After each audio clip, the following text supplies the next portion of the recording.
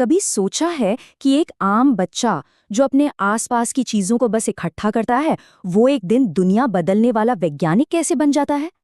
आज हम एक ऐसी ही सच्ची और प्रेरणा देने वाली कहानी को समझेंगे। देखिए, ये कोई मामूली बात नहीं थी। जिस लड़के को स्काउट ऑफ द ईयर का खिताब मिला, जो अमेरिका में युवाओं के लिए एक बहुत बड़ा सम्मान होता है, उसी लड़के ने अपने कॉलेज के दोस्त के साथ मिलकर साइंस की दुनिया में तहलका मचा दिया। उनका काम proceedings of the national academy of science जैसे बहुत ही प्रतिष्ठित साइंटिफिक जर्नल में छपा। और मजे की बात यह है कि ऐसा पहली बार हुआ था कि इस जर्नल ने कॉलेज के स्टूडेंट्स का काम छापा हो। तो सवाल यही उठता है कि एक बच्चा जिसका शौक सिर्फ चीजें इकट्ठा करना था, वो विज्ञान की दुनिया में इतनी बड़ी कामयाबी तक कैसे पहुंचा? यही वो पहेली है जिसे हम आज सुलझाने जा रहे हैं। इस बड़ी सफलता की जड़ तक पहुंचने के लिए हमें कहानी की बिल्कुल शुरुआत में उनके बचपन में वापस जाना होगा। तो ये कहानी शुरू होती है पेंसिल्वेनिया के एक छोटे से शहर से, जहां रिचर्ड एब्राइट नाम का एक लड़का रहता था। वो अपने माता पिता की इकलौती संतान था, तो उसने अपना अकेलापन दूर करने और अपनी जिज्ञासा को शांत करने के लिए चीजें इकट्ठा करना शुरू कर दिया। और इसकी शुरुआत हुई किंडरगार्टन में तितलियों से। उनकी इस शुरुआती सफलता के पीछे दो बहुत बड़ी वजहें थीं।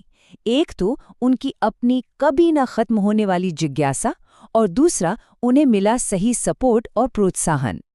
उनकी जिज्ञासा सिर्फ तितलियों तक ही सीमित नहीं थी। वो चट्टानें, हजारों साल पुराने जीवाश्म और तरह तरह के सिक्के भी इकट्ठा करते थे।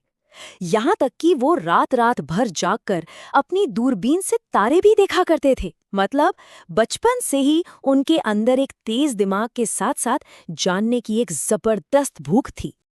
और यहीं पर उनकी माँ की भूमिका सबसे अहम हो जाती है। जब रिचर्ड तीसरी क्लास में थे, तब उनके पिता की मृत्यु हो गई। इसके बाद उनकी माँ ही उनकी सबसे अच्छी दोस्त और साथी बनी। उन्होंने रिचर्ड की दिलचस्पी को पहचाना और उसे हर तरह से बढ़ावा दिया। वो उन्हें घुमाने ले जाती, दूरबीन, माइक्रोस्कोप, कैमरे और सीखने के लिए जरूरी हर सामान लाकर देती थीं।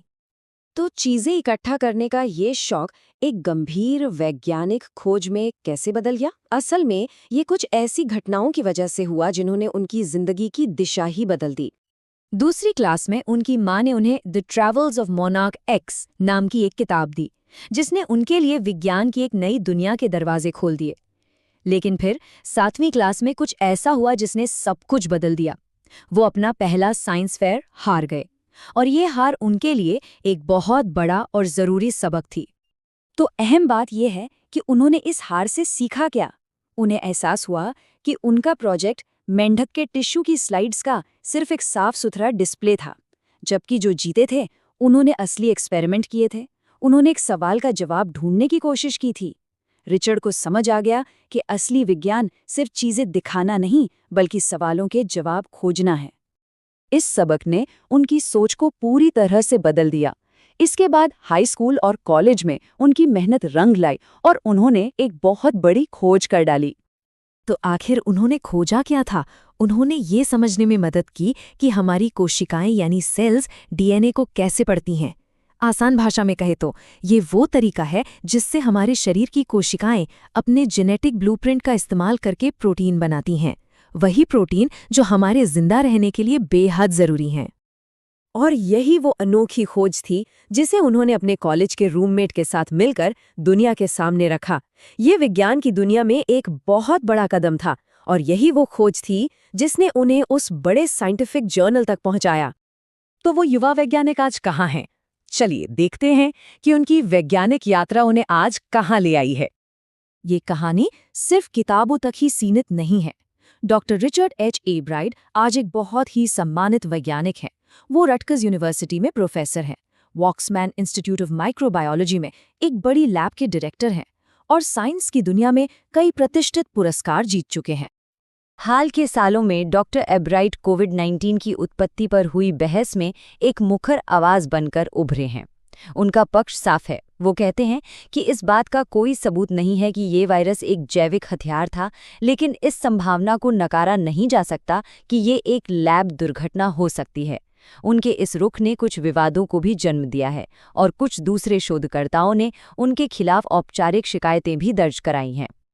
तो रिचर्ड एब्राइट के इस पूरी यात्रा से हमें क्या सीखने को मिलता है? एक वैज्ञानिक बनने के लिए असल में किन चीज़ों की ज़रूरत होती है? ये सब कुछ इन ज़रूरी गुणों पर आकर टिकता है। एक तेज दिमाग, हर चीज़ जानने की गहरी इच्छा और जीतने का जज्बा, यानी सही वजहों के लिए जीतोड़ मेहनत करना। साथ ही असफलता से डरकर हार ना मानना और सही समय पर सही मार्गदर्शन मिलना भी उतना ही ज़रूरी है। एब्राइट की कहानी हमें एक सफल वैज्ञानिक बनने के नुस्खे के बारे में बहुत कुछ सिखाती है, लेकिन ये हमारे लिए एक बड़ा सवाल भी छोड़ जाती है। आने वाले कल के महान वैज्ञानिकों को आकार देने वाले तत्व आखिर क्या होंगे?